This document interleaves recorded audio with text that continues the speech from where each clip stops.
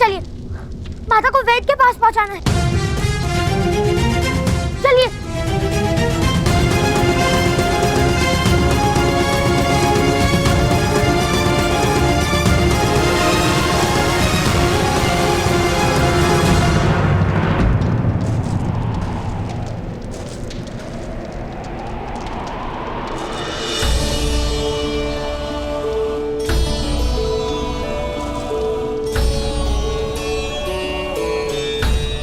चलिए बाबा। तुम सब जाओ वत्स, मेरे कारण तुम्हारे प्रवास की गति धीमी हो जाएगी। नहीं बाबा, आपने मेरी माता की रक्षा का मार्ग दिखाया है। जो मार्ग दिखाता है वो गुरु होता है, ऐसा पिताश्री कहते हैं। तो अपने गुरुदेव का त्याग करके मैं कैसे जा सकता हूँ बाबा?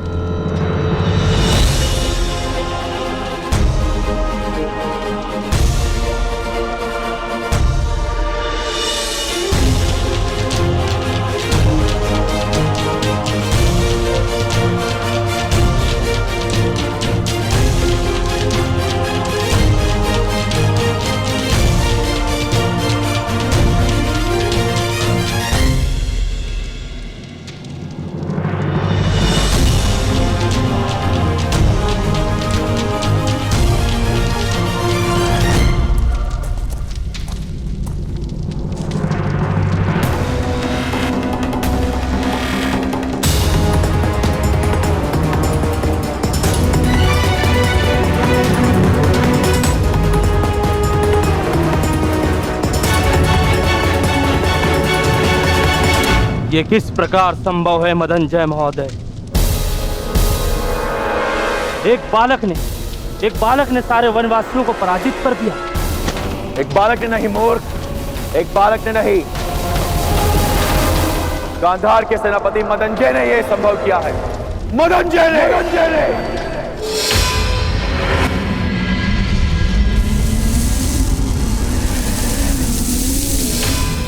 तुम्हारी विपत्तियों से छूट गया तुम्हारा अनुज शनि। अभी मेरी दृष्टि उस पर है पिताश्री। ना मेरी दी गई विपत्तियों का अंत हुआ है, ना मेरी सहायता का। विपत्तियों को तुम सहायता कहते हो? अवश्य पिताश्री। शक्तिमान मनुष्य की असफलता का कारण क्या है? अधीरता। जिस मनुष्य के पास धैर्य होता है उसकी शक्तियां सामर्थ्य बनती हैं। जो मनुष्य अधीर होता है उसकी शक्तियां नष्ट हो जाती हैं। कर्ण को मैं विपत्तियां देकर उसे धैर्य सिखा रहा हूं, वही मेरी सबसे बड़ी सहायता है पिताजी। किंतु तुम्हारी प्रत्येक विपत्ति का समाधान वो निकालता रहेगा पुत्र शनि। अब उसके मार्ग में कौन सी विपत्ति लाने की इच्छा है?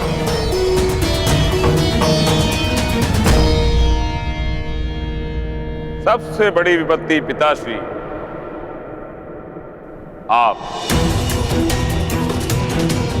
आपकी पहली किरण यदि कर्ण की माता को स्पर्श करेगी तो उनकी मृत्यु हो जाएगी। आपकी पहली किरण से उत्पन्न हुआ पुष्प ही उनकी माता को जीवन दान दे सकता है।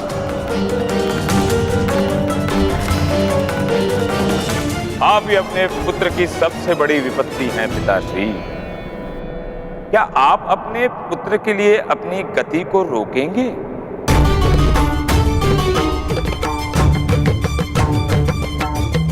मैं सृष्टि के नियमों से बंधा हुआ हूं। मैं किसी के लिए अपनी गति को धीमी नहीं कर सकता।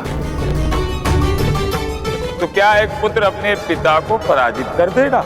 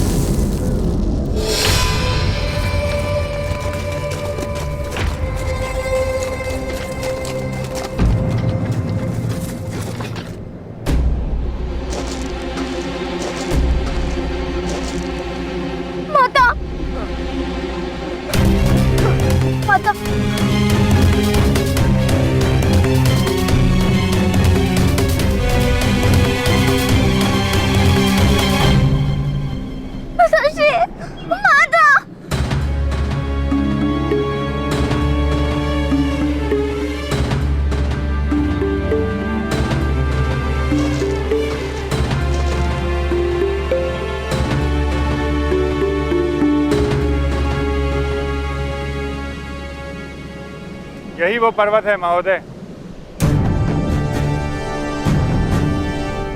यहाँ पूर्व से सूर्य नारायण का उदय होता है। पश्चिम में खड़े इस पर्वत की चोटी पर वो दिव्य औषधि सूर्य की प्रथम किरण के साथ पुष्प के रूप में प्रकाशित होती है। और सूर्य भगवान जैसे जैसे यात्रा करते हैं वैसे वैसे उनका प्रकाश इस स्थान पर पहुंचने लगता है। यदि तुम्हारी माता को उस पुष्प को स्पर्श करने के पूर्व सूर्य की किरण ने स्पर्श किया तो तुम्हारी माता की मृत्यु हो जाएगी। कर्ण,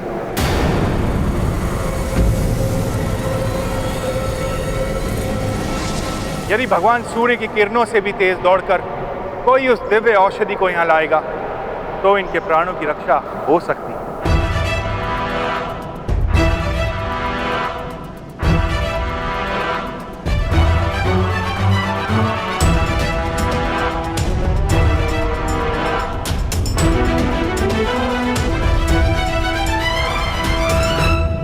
मैं करूंगा।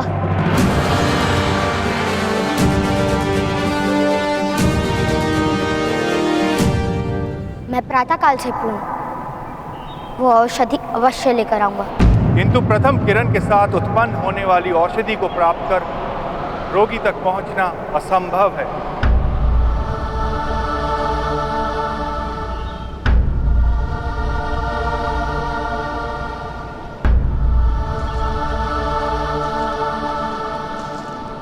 मैं अपनी माता के लिए असंभव को भी संभव कर दूंगा। तुम्हारे पिता धन्य, तुम्हारे जैसा पुत्र पाकर।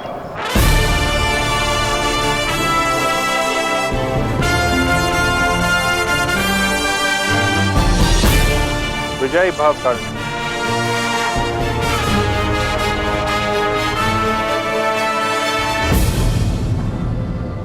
आप कहाँ जा रहे हैं बाबा? मैं अपनी गति नहीं रोक सकता पुत्र। मेरे प्रस्थान का समय आ गया है और अब तुम्हें मेरी आवश्यकता नहीं। इससे आगे तुम्हें अपने बल पर, अपने शौर्य पर जीवन से लड़ना है।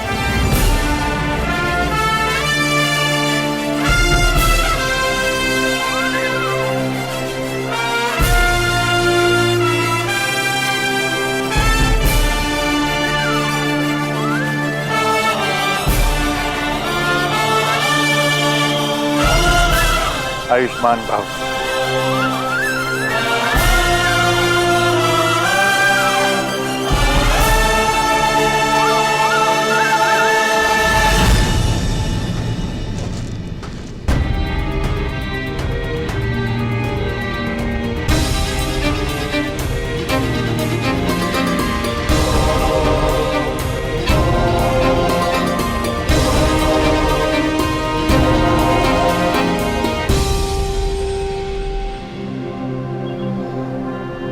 मुझे आज्ञा दीजिए माता।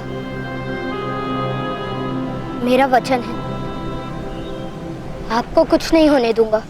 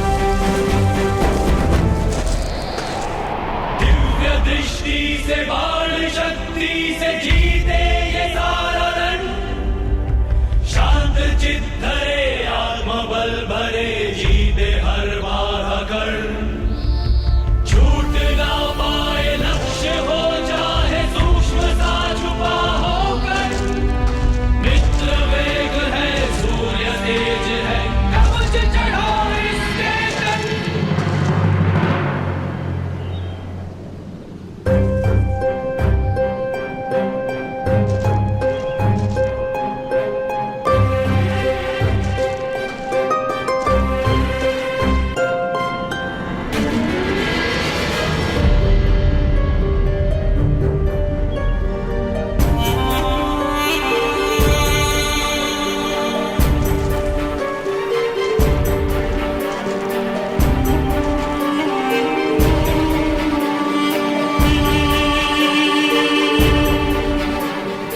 भगवान सूर्य अपनी प्रथम किरण से मेरे माता के प्राणों की रक्षा कीजिए।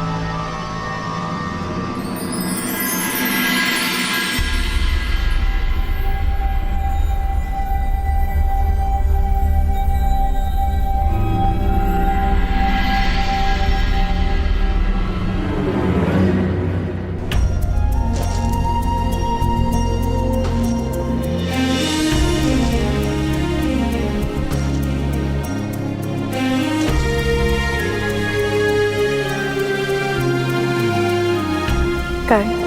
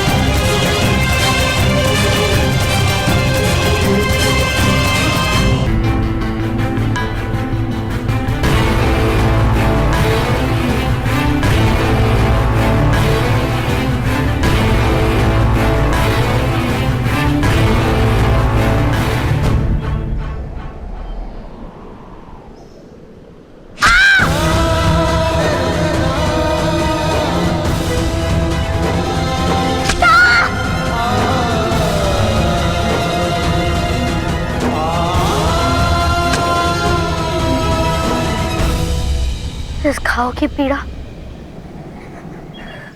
मुझे मेरी माता की पीड़ा का थकान दिलाती रहेगी।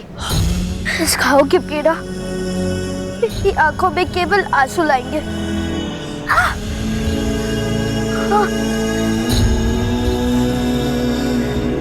नींद नहीं।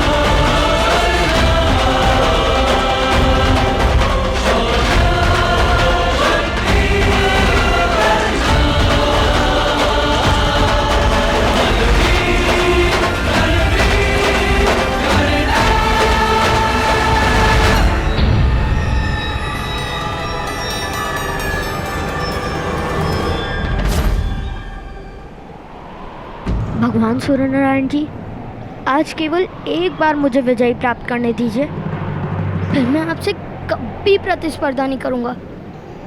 एक बार विजयी होने दीजिए, एक बार।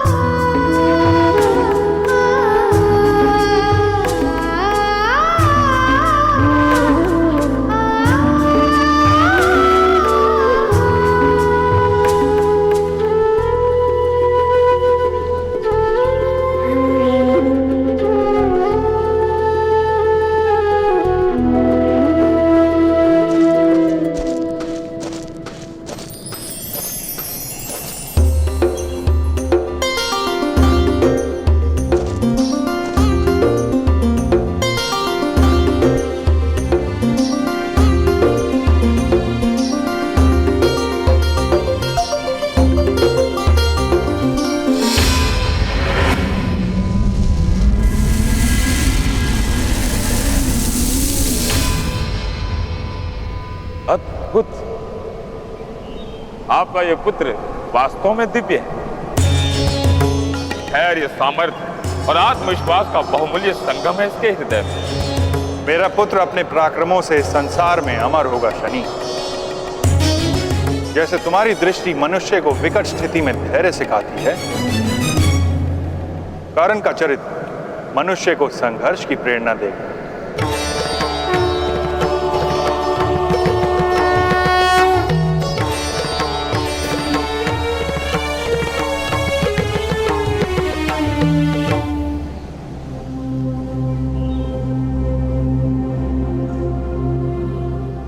माता अब स्वस्थ हो गई। भ्रातागण, माता स्वस्थ हो गई।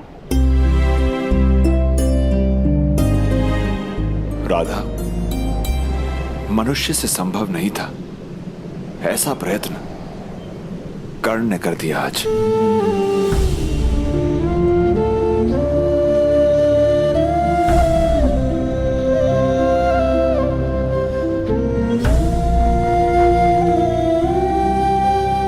मैंने कहा था ना राधा, कस्तूरी मृग की भांति तुम भी नहीं जानती ईश्वर ने तुम्हें कैसा वरदान दिया है।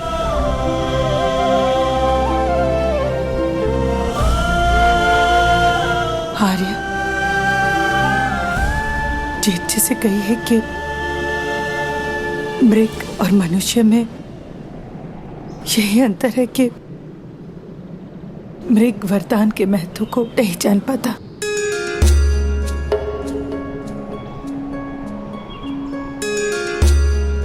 किंतु देर देरी सही मनुष्य इसका महत्व जान जाता है।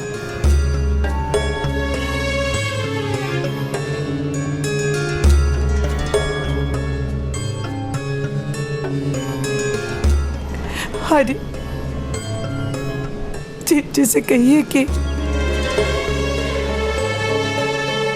मैं एक सामान्य मनुष्य हूं और इस सामान्य मनुष्य को इतने बड़े वरदान का उत्तरदायित्व लेने से भय लगता है।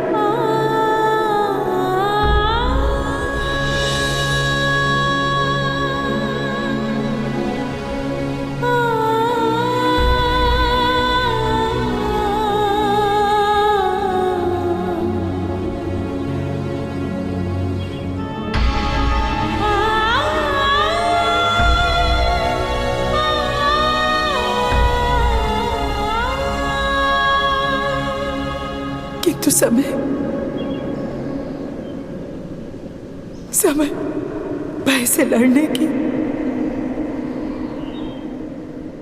शक्ति दे ही देता है।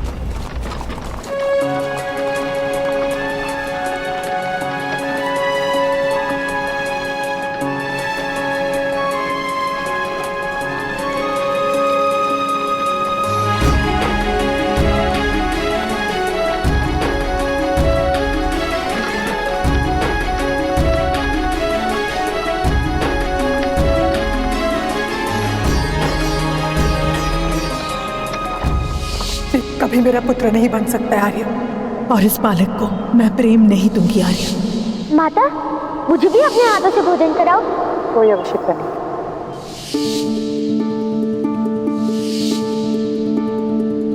करण को पालना ही मेरी जीवन की एक पीड़ा है। आज रात भर तुम घर से बाहर खड़ी। मुझे क्षमा कर दीजिए माता, क्षमा कर दीजिए। मत कहो माता, मुझे माता कहने का कोई अधिकार नहीं है तुम्हें। नहीं माता, मैं आपके चरणों में पड़ा रहूंगा, आपका प्रत्येक आदेश मानूंगा, किंतु मुझे माता कहने का अधिकार दीजिए। मैं मेरी माता के बिना जीवित नहीं रह सकता हूँ माता। तुम मेरे पुत्र नहीं और मैं तुम्हारी माता नहीं। यदि तुम मुझे अपनी माता कहना चाहते हो तो ये लो गुलाम, तोड़ दो अपना धनुष। क्या मेरा शिरच्छेद कर दो। हे भगवान सूर्य नारायण जी, मेरी माता की पीड़ा मुझे दे दीजिए। राधा, मनुष्य से संभव नहीं था, ऐसा प्रयत्न कर्ण ने कर दिया आज।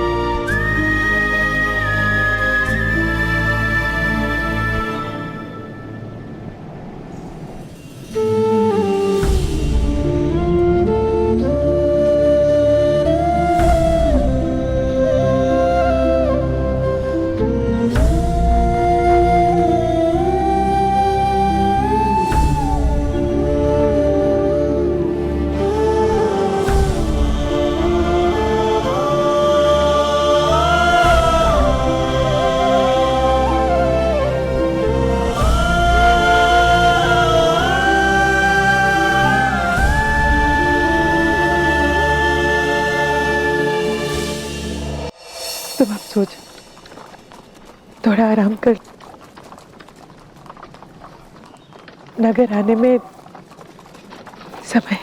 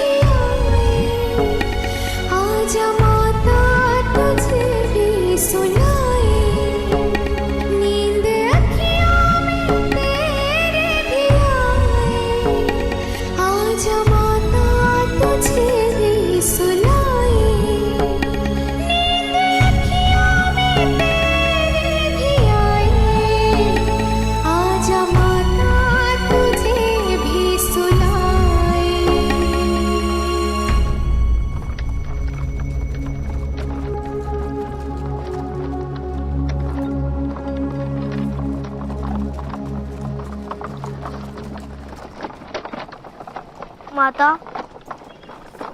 यदि आपकी लोरी खत्म हो गई है तो मैं सो जाऊं? नींद उड़ा दी मेरी आपने गाकर। चुप।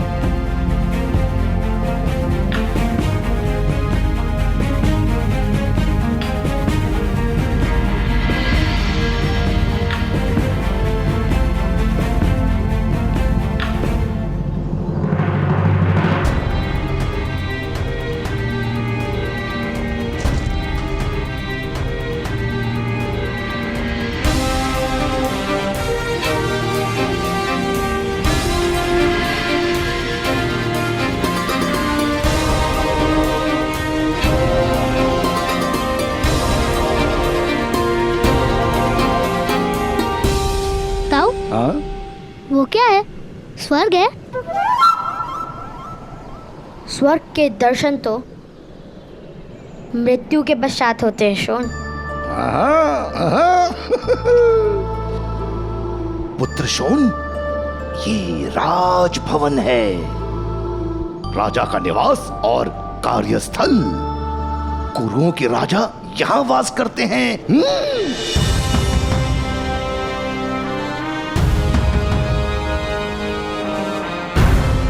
राजा इतने बड़े भवन में रहते हैं तो देवता कितने बड़े भवन में रहते होंगे ताऊ?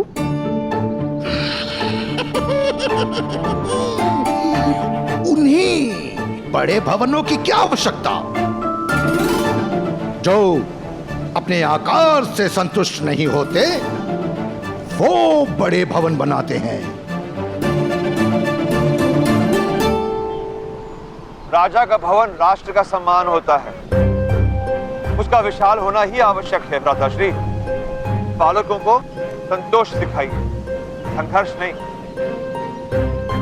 संतोष सिखाया नहीं जाता धीरथ, संतोष तो स्वयं हृदय में जन्म लेता है। पर तुम कहो तो मैं तुम्हारे पुत्रों को भय अवश्य सिखाऊंगा। भय को पाला नहीं, उसे मार गिराना चाहिए ताऊ। वाह वाह पुत्र, तुमने तो मुझे प्रसन्न कर दिया। तुम्हारा यही भय को मार गिराने का स्वभाव तुम्हें दिव्य बनाता है।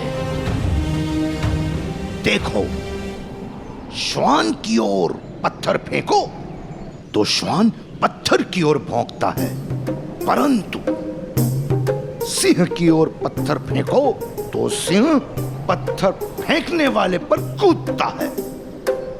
और तुम वास्तव में सिंह हो।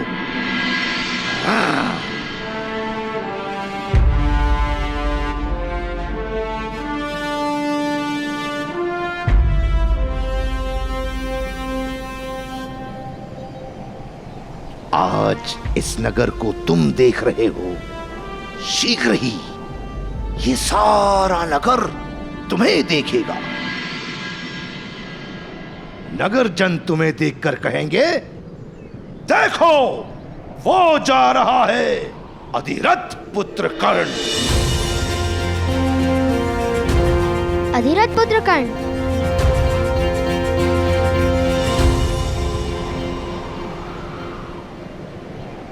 राधे कर्ण, राधे कर्ण।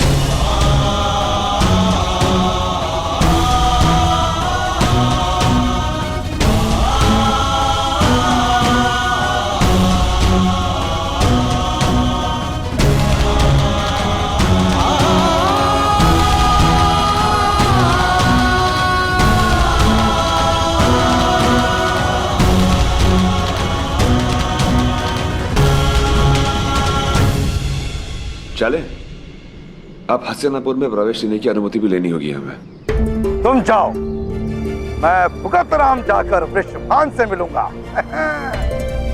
सूतों का वास वही है।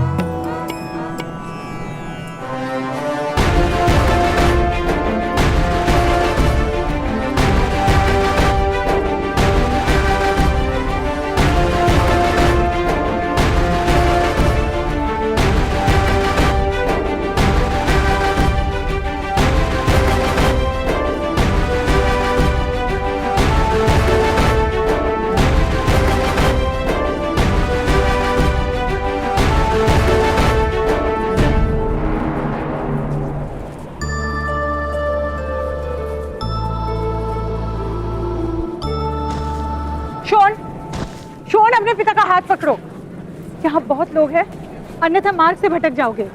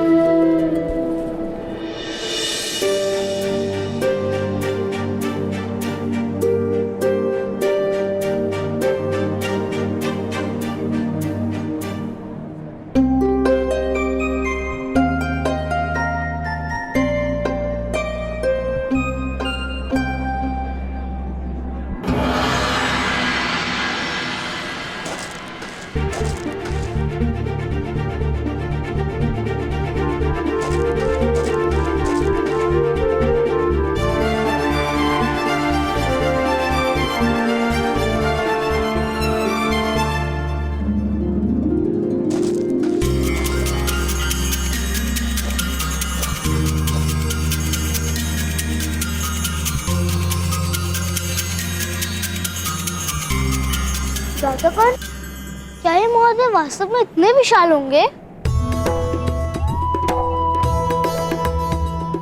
सुना नहीं था उन्हें क्या कहा था?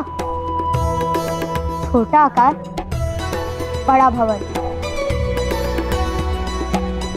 तो छोटा आकार, बड़ी प्रतिमा। हमारे शंकुप्रत गांव के बड़े चाचा जैसा। उनकी ऊंचाई तो केवल इतनी थी, उनका निवास इतना बड़ा। ये बढ़ई चाचा का तो निवास ही नहीं। नहीं, कोई बढ़ई, सूत सुतार या लोहार यहाँ निवास नहीं कर सकते।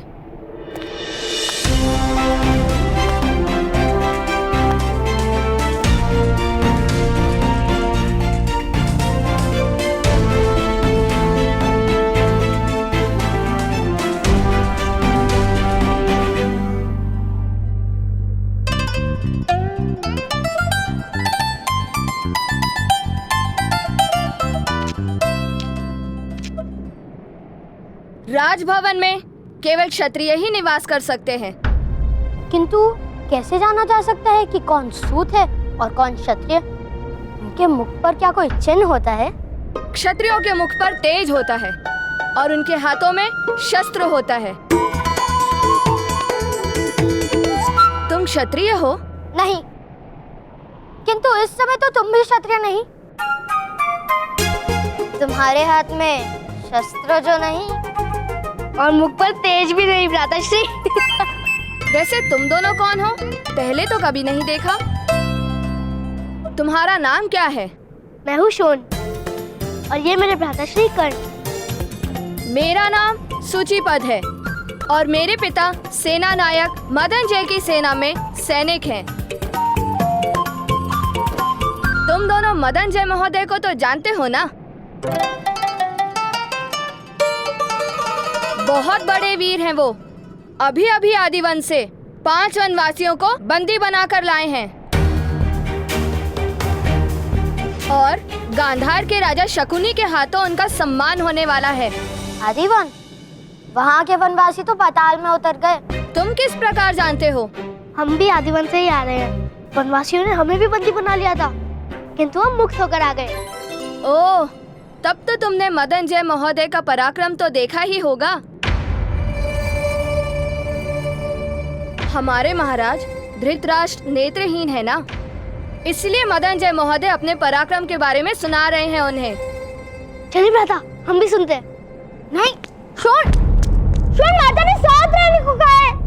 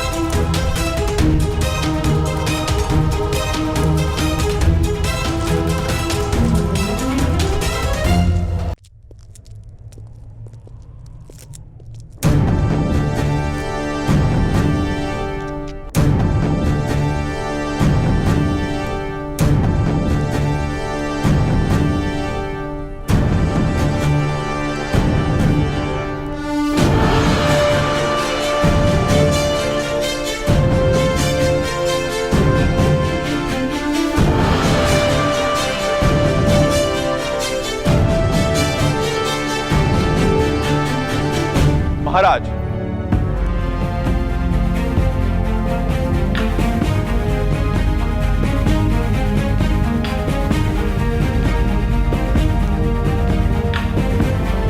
बड़ा विकराल था वो वन। आदिदेव की भव्य और भयानक मूर्ति बनी थी। बहुत बड़ी जीभ आदिदेव के मुख से बाहर आ रही थी। उस जीभ पर मनुष्य का मस्तक रखकर मनुष्यों का बलिदान दिया गया था। अनेक मनुष्यों के रक्त से समग्र परिसर लाल था। एक सूतों का परिवार बंदी बनकर डर से थरथरा रहा था। मैंने विचार किया कि हस्तिनापुर की महान सेना का सेना नायक सूत परिवार का रक्षण यदि नहीं कर पाए तो समाज हस्तिनापुर पर लालछन लगाएगा महाराज।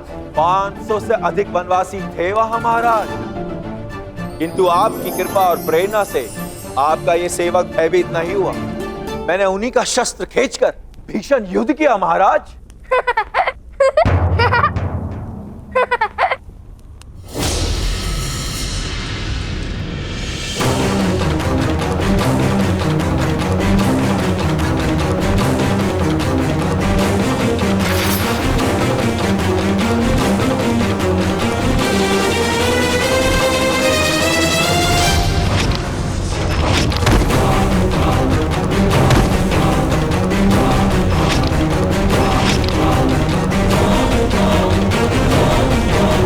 कौन है? कौन है साहब?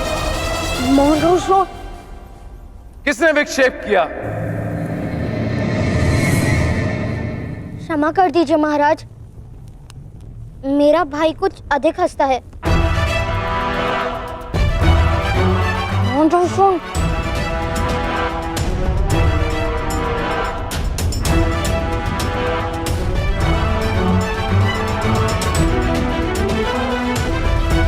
किंतु तुम हंसे क्यों बालक?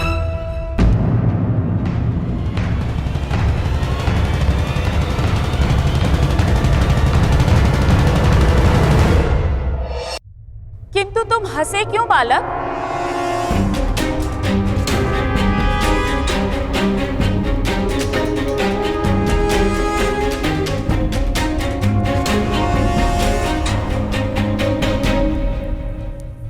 महामंत्री विदुर,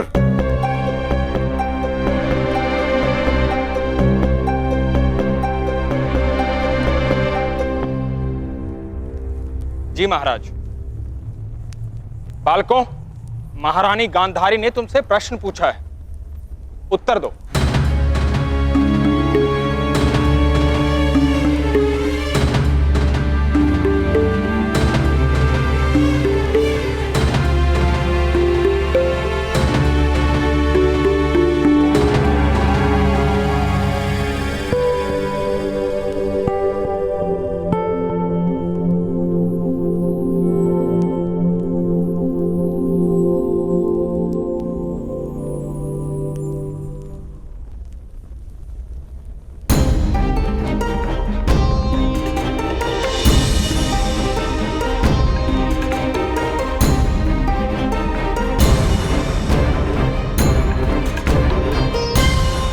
उत्तर दो बालक, तुम हंसे क्यों?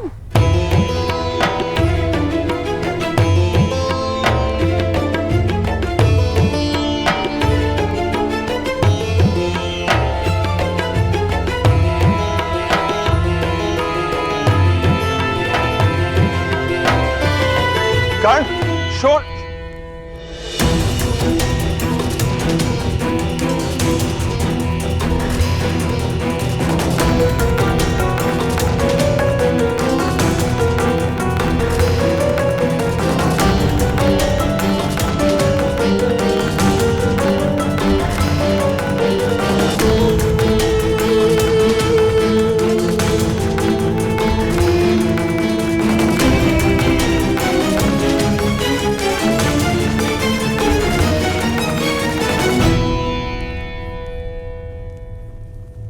क्षमा कीजिए महाराज, क्षमा कीजिए महाराज।